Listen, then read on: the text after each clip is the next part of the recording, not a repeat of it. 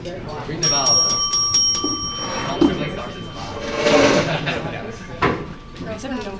Hello.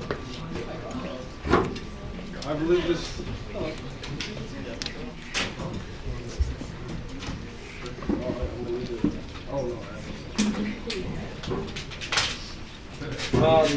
I believe this workshop is called Physics of Trajectories. I don't know. It was all behind. I came up with it at 3 a.m. and texted it to the meeting. And the motivation for it is the fact that it's very likely next year's game is going to be a shooting game, we think, right? Also, hi, I'm Anas. I forgot that. And for one, a lot of people think, why can't I just build a shooter and shoot a ball, right? The problem with that is, how much should the wheel weigh? How big should the wheel be? These are all things that you could make further efficient by taking advantage of the laws of physics, because those are pretty consistent over the last few years. And it is these rules of physics that we're going to be exploiting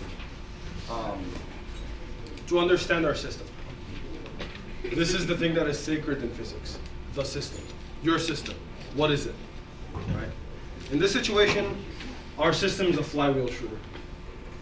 And it's going to have certain properties that we're going to investigate. There's going to be some math, a little algebra. At the end, there's going to be like an extra derivation for whoever wants to see it, because that one requires a power series expansion. But that I'm putting that at the end so that those who don't want to witness the power series expansion can just but everything other than that is going to be just algebra. Okay. So, I don't have a slideshow because I don't think people pay attention when you just go through the next slides. Right? I think it snaps in more when you have to see me struggle to write it. Okay. So, obviously the thing we're talking about is going to have to do with rotation, right? And so I think a very natural place to start is the circumference of a circle. Can anyone tell me? 2 pi r? 2 pi r, yes. Okay. This is an easy equation to come up with. The way you come up with it is by defining pi to be the ratio of the circumference and the diameter. And so pi times the diameter will give you the circumference, right? We want to generalize this. If you have a full circle, right, and you have a little ant that travels on it, the amount that it travels after it goes 2 pi radians is going to be c. The way to generalize it for any slice, it's called a sector, is this angle theta no longer has to be 2 pi. It can be any angle theta. And so it turns out the length of any sector of a circle is equal to theta times r. If theta is 2 pi, the sector is just the full circle, right? The reason this is important for us is because all the things of kinematics, this is your velocity. This is how velocity relates to position. This is how acceleration relates to velocity and position. This is how force relates to acceleration. All of those relationships, you can make an angular analog by taking what was a regular linear distance and converting it to some angular distance in theta. Everything has an analog. For example, right? If I traveled on a line, my position, I started at 0 and then I went to some point x, right? My position will be x. While if I traveled on a circle, right, my position will be a different letter, s. But I can put my position in terms of my angle, as long as I know r. In other words, if I tell you that the radius of this circle is 5, and then I tell you that someone traveled like, I don't know, 10 meters, this is 5 meters, and someone traveled 10 meters on the circle. Is that 2 degrees? It's not in degrees. You have to be careful. It's in radians, 2 radians, right? So this is not accurate because if this was 5 meters, 10 meters would be like this much. But the idea is, instead of saying I traveled 10 meters, I can say I traveled 2 radians, or I could convert it to degrees, right? A full rotation is about 6.28 radians, so 2 radians is about a third, so it's about 120, 130 degrees, right? So I could say, hey, instead of saying he traveled on the circle 10 meters, I can say he traveled 130 degrees, right? So you're not changing anything by converting between these other than what kind of information we're giving, right? It's just more convenient when you're working on a circle to work with angles than working with distances, okay? But that's gonna be a tool for us because what it's gonna allow us to do now is, well, instead of S, I'm gonna put position because it's your general position, is equal to R times theta. If you remember, the velocity is the change in your position over the change in time. Dare I say, I'm going to put a derivative on the board. You're not actually going to take a derivative, but that's what velocity is. It's change in position over change in time. Okay, well, if I want to change position, well, R remains constant. So if I want to change this in time, I have to change this in time, right? You have to apply it to both sides of the equation. And so velocity is nothing but R times the change in theta over the change in time. This has a name. We call it omega, or angular velocity. When you say your motor is spinning 5,000 RPM, you're giving me this number, right? So this is just R omega. Omega is going to be an important quantity. If I want to find angular acceleration, then I can once again check the change in the velocity, and then just check the change on the angular velocity, and that's called angular acceleration, which people denote by the Greek letter alpha. All right? So that's, if I have a motor that was 10,000 RPM, and then in 2 seconds, it slowed down to 5,000 RPM, right? So the change was 5,000 RPM overall, because 10,000 minus 5,000 is 5,000.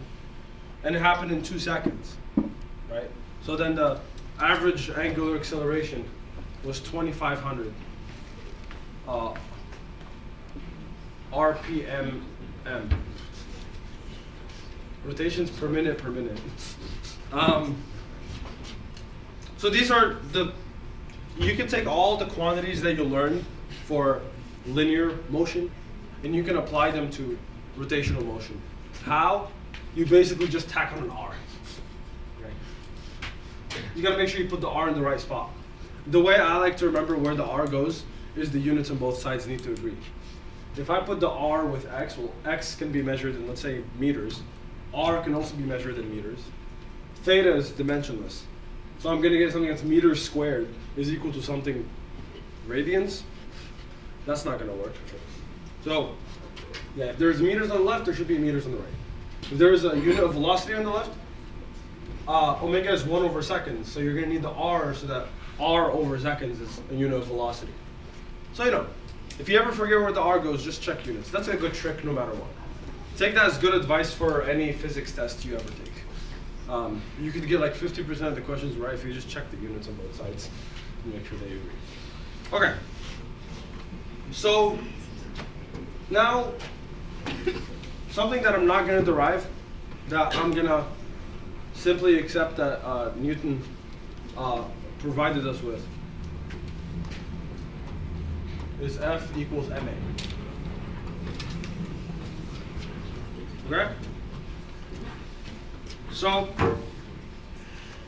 we want the angular version of that.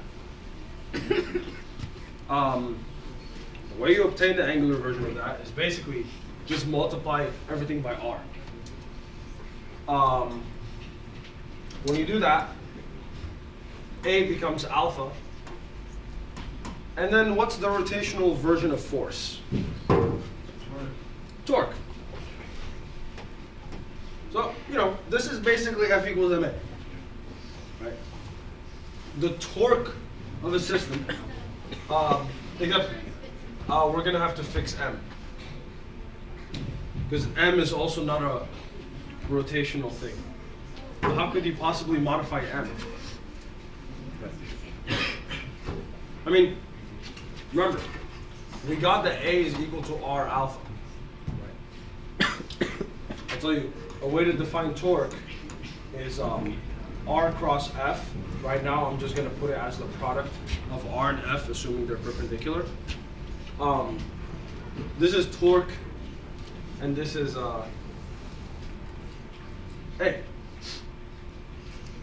So notice, if I want to go back to F equals ma, well, what's F equal to? F is equal to R over torque. I'm just going to do some algebra. And then A is just R alpha, which means F equals ma is the same thing as R over, tau over R.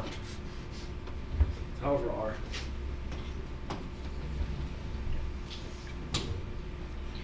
We're not using an eraser, that's smart. But, that's a big size? What? Does that thing be down there? Use your hand. No, use your hand. they have it for mixing it. Right. Yeah, so F is equal to tau over R. So then tau over R is equal to m times R times alpha, because A is R times alpha. So this is R times alpha. Okay, multiply by R to solve for torque. Torque is m R squared times alpha. So we agree that our angular version of force is this thing called torque. We agree that our angular version of acceleration is this thing called angular acceleration. So whatever this thing is a new kind of mass quantity. It's like the rotational mass of the system. This is called the moment of inertia, I. The moment of inertia is going to be really important. What you're going to hear a lot of nice teams talking about is, oh, yeah, we put in this piece of brass in our shooter because we wanted to increase the inertia of the shooter. You're going to sit there and be like, what have I heard inertia of a shooter? I came to StuySplash physics behind trajectories and we talked about it. This is us talking about it. So, okay, F equals ma, tau equals I alpha, what is this thing? What is this I? What is this mysterious object that's a mass that depends on the radius? Well, here's what it's saying. Whatever this I is, it not only cares about the mass, but it cares about how far away is the mass from R. Okay? Does anyone have some clues as to what mass itself is, like regular mass? Any ideas? How much space the volume takes? That's just the volume. A balloon takes up a lot of volume. Doesn't mean it has a lot of mass. Right? Here, here's an empty bottle, an empty-ish bottle, and here's a non-empty bottle, right? They occupy the same volume in space, but one has more mass than the other. What does that actually mean to me, the person? What does it mean? What's gonna happen if I push this and this with the same amount of force?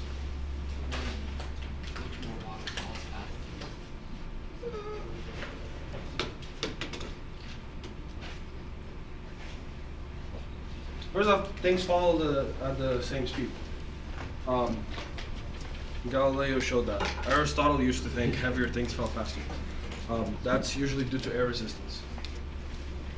But when I pushed this bottle, it didn't want to move as much. A nice way to think about mass is how much an object resists change. You know, like you have that. Okay, like when something is like high mass and low volume, then it's very dense, right? You know when you have that friend who like you talk to and like they just won't listen, and we call them dense, right? Because like no matter what you say, it's like really hard to like nudge them, right? Well, you know, this is more dense than this. But it has the same volume, and density is mass over volume. So if volume is equal, then this thing has more mass than this. So mass is how much an object resists change, which not only means when it's not moving, it's gonna take some like pushing to get it to move. It also means when it is moving, it's gonna take a lot of effort to like slow it down. I'll give you an example.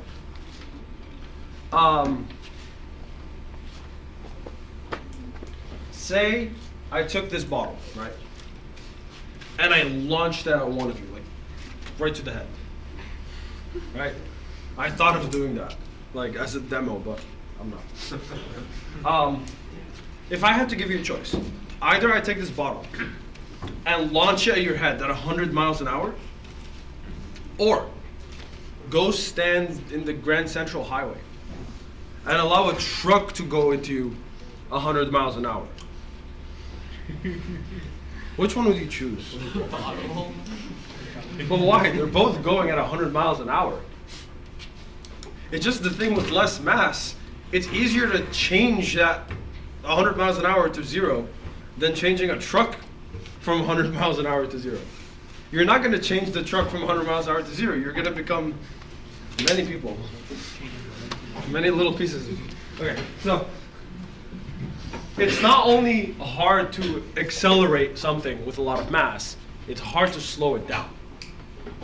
So, I have claimed that this inertia thing is mass for rotation. So let's carry the analogy. If something has high inertia, it's harder to change its angular velocity than if it has lower inertia. And this is something that could be actually quite intuitive. If I were to take if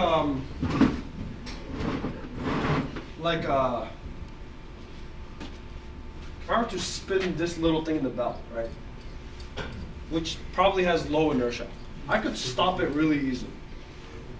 If I were to like have a big wheel and I were to like try and move it, it would take a lot more effort to move. But once I move it, it would take a lot more effort to stop. Turns out that's one of the problems with getting hit by the truck.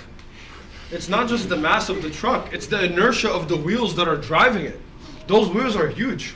Not only does the truck not want to stop because of high mass, the wheels don't want to stop spinning because of high inertia. Now, why do we want more inertia in our shooters? After it's shot, the amount, like, it slows down the motor. Exactly, it slows down the motor. So if you have to shoot 3 balls, you're going to shoot the first one beautifully, the second one less beautifully, and the third one not beautifully. If I increase the inertia, then the first one, it's going to slow it down, but it's going to slow it down less because it's going to resist being slowed down like the truck. The second, if you increase the inertia more, you could shoot more balls back to back without it making a non-negligible difference on your final shot. So that's why you want to increase the inertia. But a lot of people have a misconception. People think inertia means heavy. Mass is linear in inertia. The thing that really makes inertia a thing is r squared.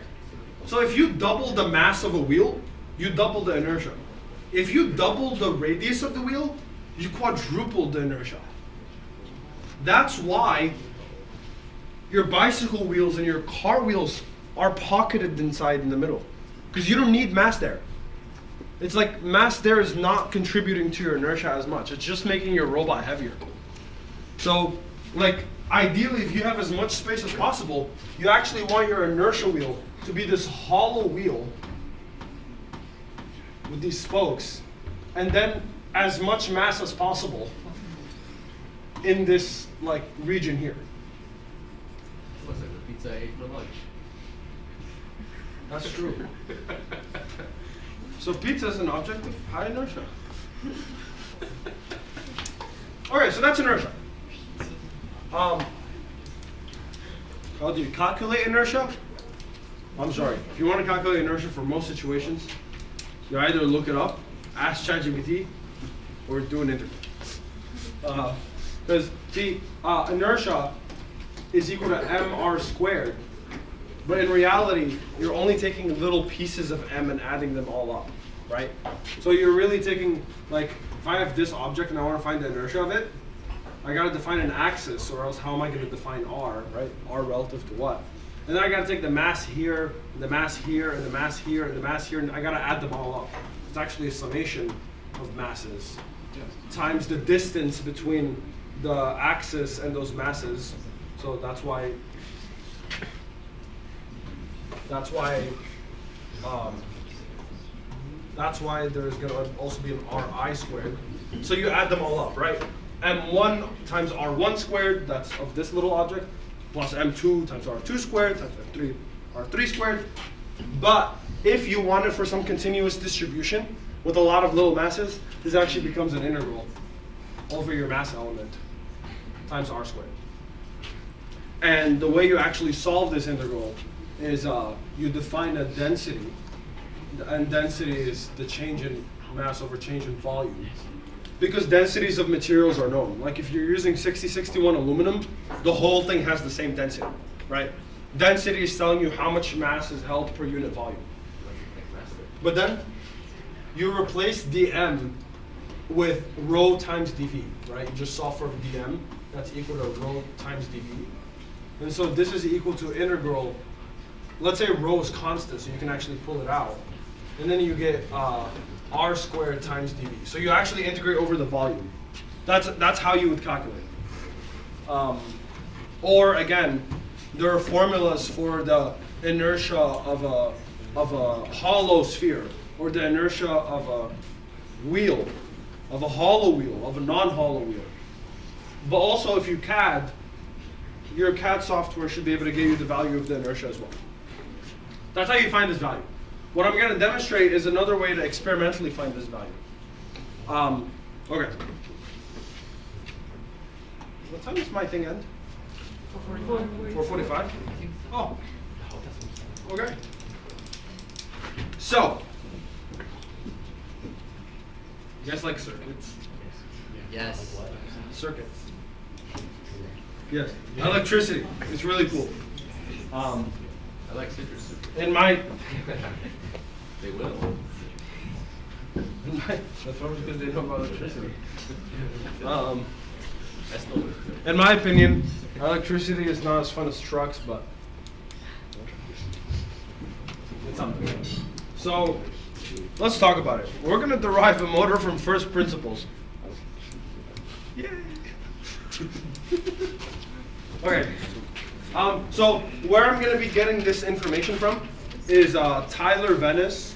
He wrote a book for control systems in FRC. He's a graduate student. Well, not anymore. He was back in the day. And his book is available online. Just type Tyler FRC control. You'll get it. I actually had it binded.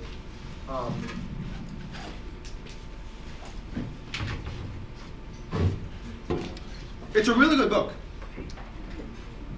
You're going to have to know some calculus and linear algebra to read it, but you know, it's a good book. And this is basically work out of that book, with more explanations than what he did.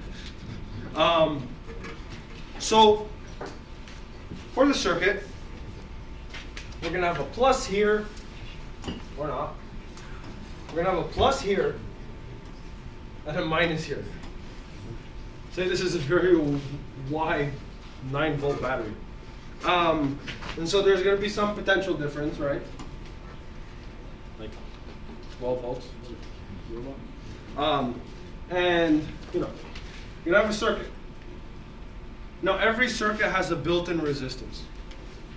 If it didn't have a built-in resistance, it would be really bad. You've seen examples where it didn't have a built-in resistance, like when it shocked you. Yeah, exactly. So in that situation, there was actually resistance. It was the air molecules that was the resistance, and so electricity traveled through the air molecules. But then, like the oxygen atoms in the air and all those things, the electrons in those atoms were energized, so they went up in energy level by the electricity that was going through, and then they fell back down. And when they fell back down, the molecule emitted photons, and that's the spark that you see when you use electricity wrong. Or right, maybe you wanted to electrocute yourself. So yeah, so we're gonna have a resistor. That's always good. And then we're gonna have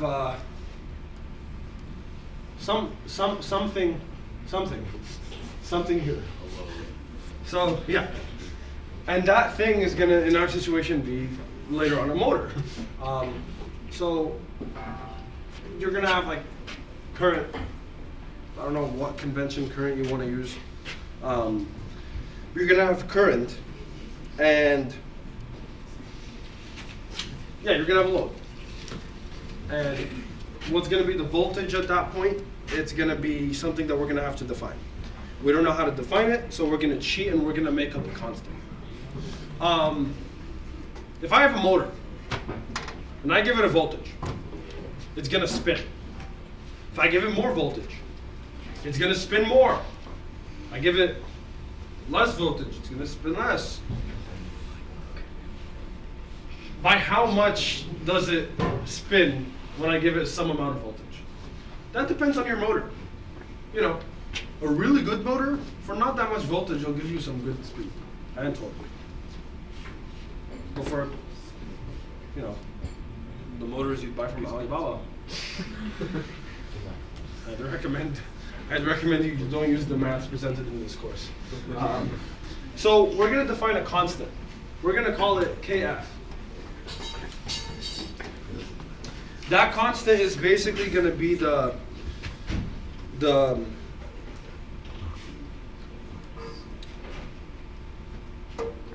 velocity voltage constant. I don't know why there's an F there. That's Tyler.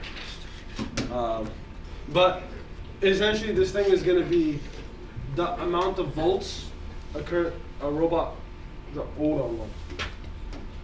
The angular velocity of your motor, given the amount of volts, right? So this thing, this quantity, this constant is measured in radians per second per volt, right?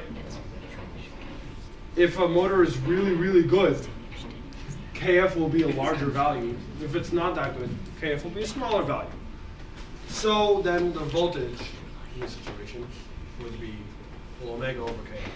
So if I want to find the voltage drop due to this system, it's going to be, I'm going to call it Via. It's going to be omega over Kf. Right? And so if I want to find the total voltage on my system, well, have you guys heard of Ohm's law? V equals IR? Yeah. Right. If you haven't, guys, this is Ohm's law. V equals IR. So if I have a current and I have a voltage, there's going to be resistance. If I have a current and a resistance, there's going to be voltage. And if I have a voltage and a resistance, there's going to be a current. This is not the total voltage though. It's going to be IR due to this R in this circuit, plus whatever drop we get from the motor, whatever the motor draws. That's going to be VF, which to us has a new name, omega over Kf. Okay? Now, in the spirit of making up seemingly useless constants, let's do it one more time. There's an exchange between speed and torque, by the way. More speed, less torque, more speed, more torque, less speed. If you want to think of that with an analogy, just move a door. If you try and if you move a door from away from the hinge, less force, the door moves easier. If you go right where the hinge is and you try and push, you gotta push really hard to move the door, right? So that's more torque when you're closer, less torque when you're further. But then just imagine an ant living in the section of the door that you were pushing. And so the ant that was further away, when you moved the door 15 degrees, that ant took a significantly longer journey than the one who was close to the hinge. And so when you had less torque, you had more speed. While when you had more torque, you had less speed. That's a nice way to visualize the trade-off. If you guys didn't get it, before you leave, like, find me and the nearest door, and we'll demonstrate this. So, yeah. So not only do we want to consider omega, we want to consider the torque, right? You don't just want your flywheel to move really fast. You want it to move fast, but be able to actually handle load. If you can't handle load, then you're gonna have a really good shooter as long as you don't shoot balls through it. And you can go to the field, turn on your robot, and like roar, and just not shoot anything. I don't think we want to do that. That's a New York City robot. Not anymore. Okay, so we're going to define this other thing called KT. Why K? Because K is for constant. Well, so this is going to be, instead of omega per V, it's going to be torque per I. Right? If you have more current draw, you have more torque. If you have less current draw, you have less torque. If you have the same current draw, you have the same torque. So then you can solve for I. I equals tau over KT. That's perfect, because we have an I right here. So let's fix it. V is now equal to tau over KT times R plus omega over KF. Okay? This is the equation for the voltage on your system given the load and the torque. And you might wonder, oh, where do I find KT and KF? If only there was a chart that had values of KT and KF. I have good news. There is a chart that has the values of KT and KF. I shall take you to exhibit CTRE motor data.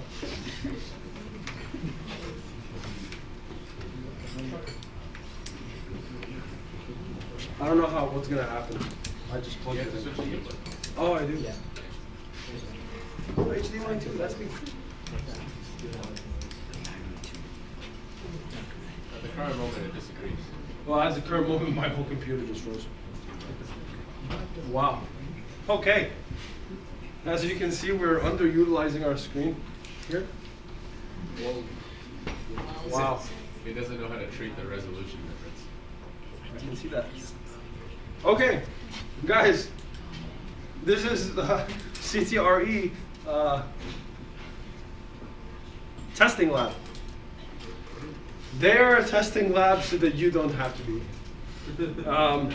So, they give you different motors, Kraken X60, Kraken X40. If you're not using these motors, I recommend you read the rule manual, because you should be using them. And variables, let's keep all of them on. And then you see these really colorful graphs. But you see, these graphs are for people who didn't show up to this workshop. We're not those people anymore. We're those people who go down to these fancy tables. And we go, oh, KT, KV. Hello, StuySplash attendees. So sorry to interrupt. We will finish at 4:45 today, and the building will be closing at 5. When you leave, please exit through the first floor entrance where you came in. Do not exit anywhere else or an alarm will go off. Once again, please exit through the first floor entrance where you came in. Do not exit anywhere else or an alarm will go off. Thank you. I think what he's saying is exit through the door that you came in, because if you exit anywhere else, the alarm will go off. I say we test it. No. Okay. So this is KT, this is KV, and if I'm using a Kraken X60 on my shooter, this is KT, it's 19.26, and KV is 505.44. RPM per volt, milli-Newton meter, or I think what they should have said, Newton millimeter per amp. Okay? Read the units. A lot of people don't do that. And then they make mistakes. Okay. So yeah, you can get all the numbers we want. Now, let's use those numbers. First, actually, let's pretend we don't know those numbers and come up with those numbers. We shall go who? By the way, anytime, like, if I'm about to erase, and like, because right now I'm about to clear the board, so if you want to take pictures of the, so by the way, while I don't have a slideshow, one, this math is in this book. Two, maybe if like, if I pass around a piece of paper and people write down their emails or something, no, I don't want to read your handwriting. Maybe if like if there was like a camera. Yeah, only there was a camera. That's just like recording the presentation. All the Oh, that's on the oh, that's true. Okay, no, but what I'm saying is, I'm gonna put all my notes on like a more organized paper, like a nice PDF thing. So right now you make a Google Doc, you make a QR code, make everyone open the QR code so that the Google Doc gets retained in their Google account. Once you update the Google Doc, you can take them anywhere you want. And I'm not going to. Oh, you should try that. You know why? Because it didn't have enough mass. That's why. Oh, that's why it fell. Exactly, because it didn't resist motion. Okay, so yeah, true. There's a recording. Yeah, if you want the notes, Tyler Venice, page 146, 147. Oh, you won't be able to find the book on sale. I binded this. Oh. Just look up Tyler FRC controls, and like this is published by Tax. Okay. Okay. We like this equation. We're friends with this equation. We are now ones with this equation. What? Who's we? All the ones of us who will perform well this season. Because we understand kinematics. Okay. So we will calculate the constants now. The way you calculate the constants is, for example, remember, torque is equal to this KT that we made up times I, right? So KT is torque over I. The problem is which torque and which I are we going to use? So you always, in order to calculate these constants, you want to find something identifiable about your system. In our situation, that would be the stall torque over the stall current. Why? Because these are all properties of the motor. So how much torque does the motor have to move, right? Torque is like not only how far something is that it can move, but how much does it weigh, the thing that it can move. How much torque does it take to stall the motor? The torque that it takes to stall the motor is going to be called the stall torque. And the current draw that the motor will draw to try and move this thing that it cannot move is called the stall current. Divide them. That's how they found KT. Okay? Wow, 1 page out of 5. Okay. Now, how do we calculate KF? We have, I don't know why I called it KF. KV would have made more sense. let's call it KV for now. So V equals IR plus omega over KV. Okay. And now we want to calculate, let's say we want to find the resistance. Just rearrange and solve for R. The problem is, what? Almost. So for V over I, but the problem is you have this stuff. So how do you get rid of this to make calculating R easier? Think about it. Omega is how much the system is rotating, right? If I choose I to be the stall current, what happens when my motor stalls? Does it move? No. If your motor moves while stalling, it's not stalling, or it's, so that's how you simplify your life, right? You solve it for I stall times R, because then the other stuff is just 0 because omega will vanish. And then R is just V over I stall. Fair? And then if you want to calculate KV, we'll go back to this original equation we had here. This thing. And now we're going to do some algebra. Subtract IR, V minus IR is equal to omega over KV multiplied by KV divided by, all right, this is algebra. V minus IR omega, right? But then which omega do you use? Which I do you use? Well, the easiest thing here, you can't use the stall omega because the stall omega equals 0. If the system is stalling, you have no omega. So you'll use the free one. So when is this actually useful?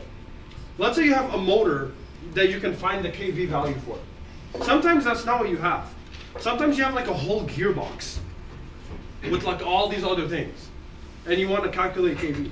So the way you would do it is basically you just take the gearbox and spin it with no load, measure on the encoder what omega is, check to see the current draw of all the motors all together, and do this, and you're going to find KV for your system. So you can actually treat the whole gearbox system now as one motor. It's a nice way to think about things. All right. So that's how we calculate the constants, but we already had the constants. So let's do something more interesting. The equations of motion for a flywheel.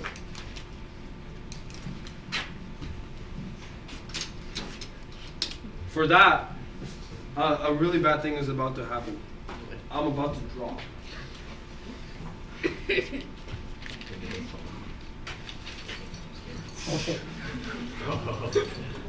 My drawing is unpopular.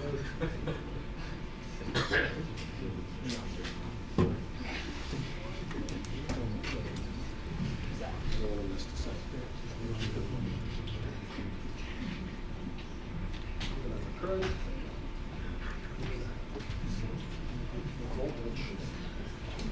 This is going to be my calculations. Yeah, my EMF is going to oppose it.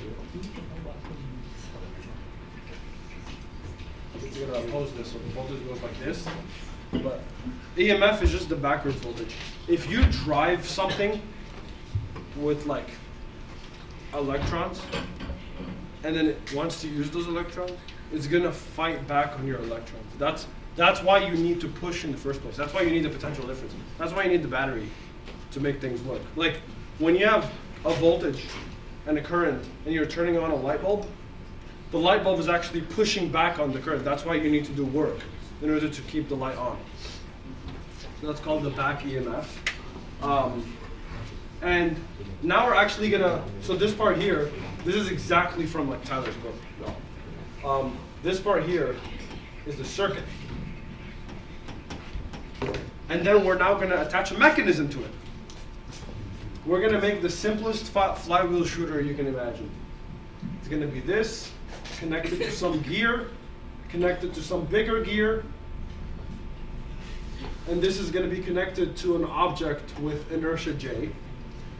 And so this thing is going to be rotating. This is going to be the angular speed of this motor, of the motor. So I should actually put an M here. But then because of the gear ratio, there's going to be a different omega for the flywheel, right? Technically, the omega that we were talking about before when we did the stuff was actually this omega, like how much the motor itself rotates. But we actually care about this omega because that's for the flywheel, right? So we're basically drawing the most simplified version of our system. That's a flywheel shooter with the gear reduction so that you can account for that. So we're going to call that reduction G. In this situation, G is larger than 1 because it's basically the diameter of this gear divided by the diameter of this gear. Again, why include that? If you don't have a gear ratio, G just equals 1. So you just do all the math and plug in G equals 1. But you want to always solve your system for the most general case. So that this equation always works, whatever we're about to come up with. And so this stuff is the mechanics of our system.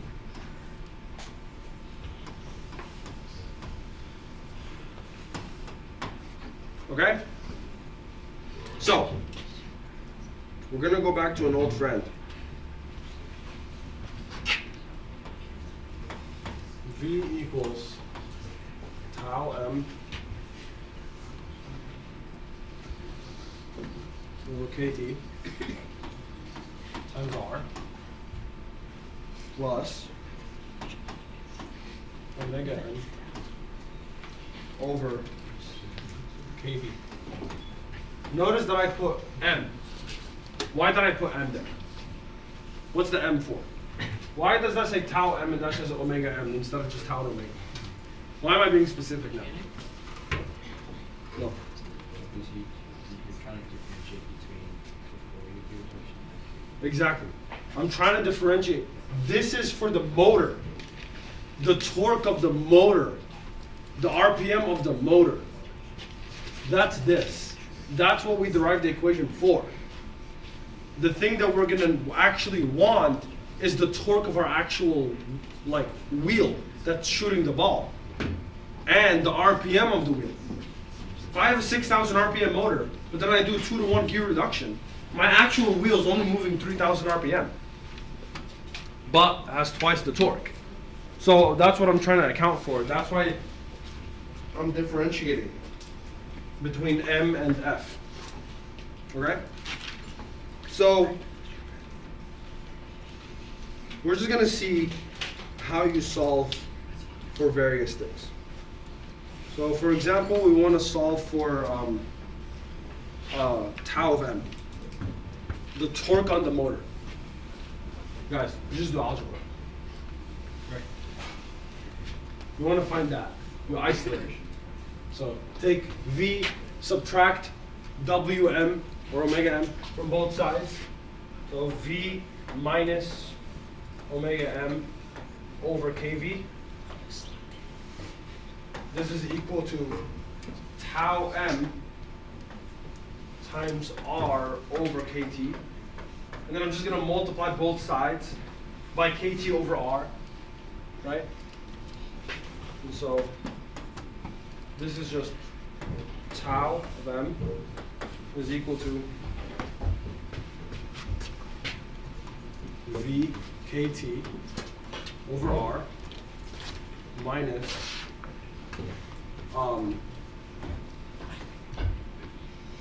kt times omega m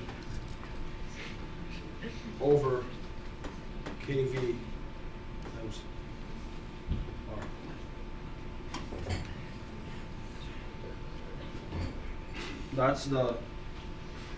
That's the torque of the motor.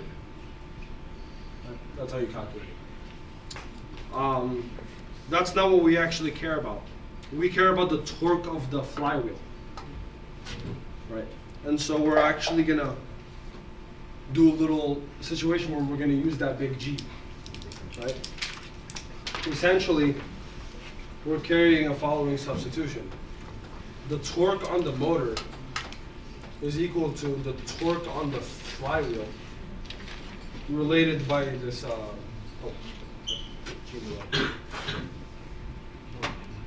times G is the torque on the flywheel. Right? So because G is larger than 1 in this situation, I can see that my flywheel actually has more torque than my motor, right? That's the point of that gear reduction. And then I also need to make the same substitution for omega, but it's the opposite. My omega for the motor is equal to G times omega of the flywheel, right? So now my flywheel is omega of the motor divided by G. G is greater than 1. So my flywheel is now going to move slower than the motor is moving. What does the G represent? The gear ratio. Oh. So if like this is 2 to 1, then G equals 2. Right. So, yeah. So then we're going to do a substitution because we already have this equation. We're essentially just going to replace tau sub m with tau sub f over G, just a substitution. And then we're going to replace omega m with G times omega f, right? And so tau f over G is equal to kt over r times v minus kt over kv times r times G times omega f, right? So I substituted omega m for G times omega f, and I substituted tau m with tau f divided by G. And so now I can find the torque of the actual flywheel. And that's equal to G times kt over r times v minus G squared kt over kv r omega f. That's the torque of the flywheel. See, a little more complicated than the torque of the motor because it includes these G factors. Okay? And then you can define the torque applied on the, remember F equals ma became torque equals moment of inertia times acceleration.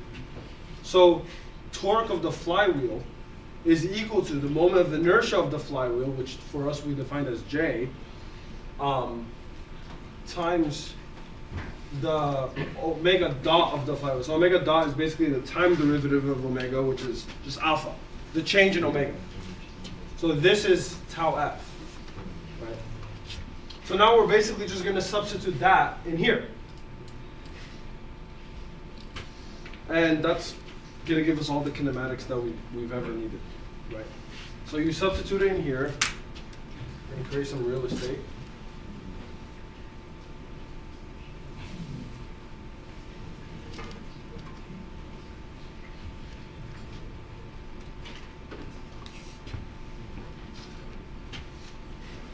So instead of tau f, it's j omega f dot. Okay, instead of j, I'm just going to use I. Because we called it inertia. Why should we call it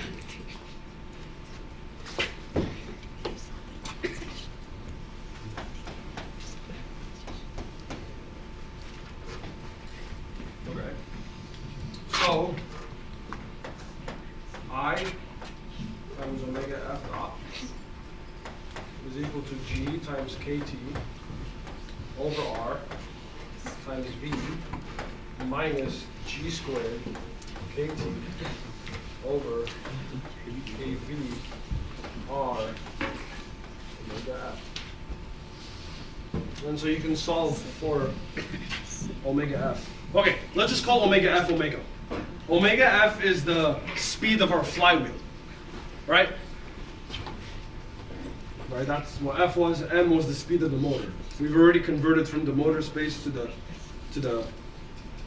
actual flywheel space. I'm just going to call omega f omega from now on. I'm going to divide everything by I, and hence the final equation is going to be omega dot is equal to g squared kt over kv, the minus sign, sorry.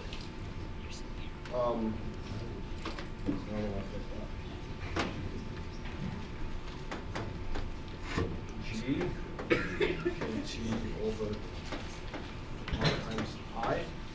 Oh. So this I is not current. We don't have anything with current anymore.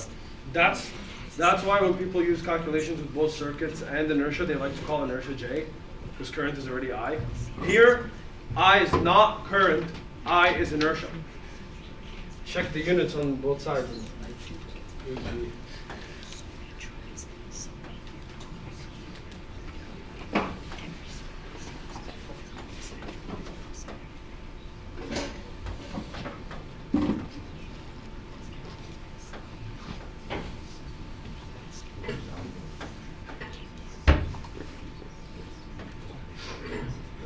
Where I is inertia.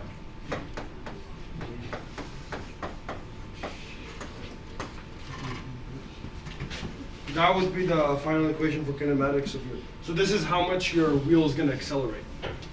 And you notice that inertia is on the denominator on both. So if your inertia gets really big, it takes a really long time for your wheel to accelerate. But it also means it takes a really long time for your wheel to decelerate, which is the point of inertia. And the equation shows exactly what we said in the beginning, right? Because of that 1 over I relation. And G is helping us in this situation. G is the gear ratio. See, if you increase the gear ratio, it also increases the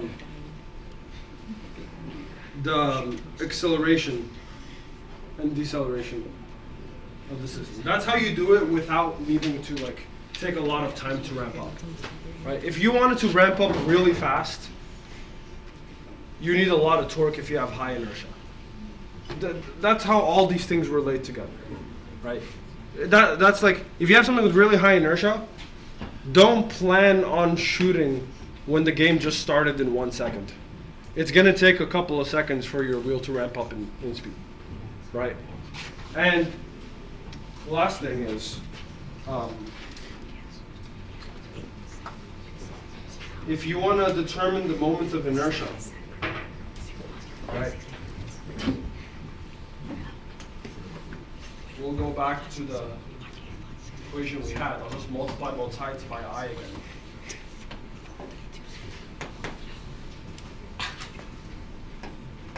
And write fast. Running out of time.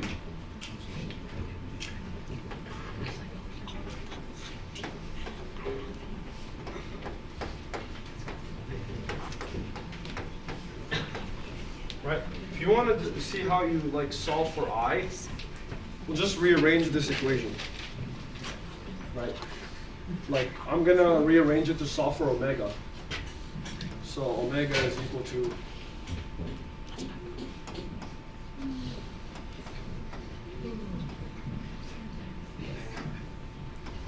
over G squared kt dot plus kV over G is the voltage.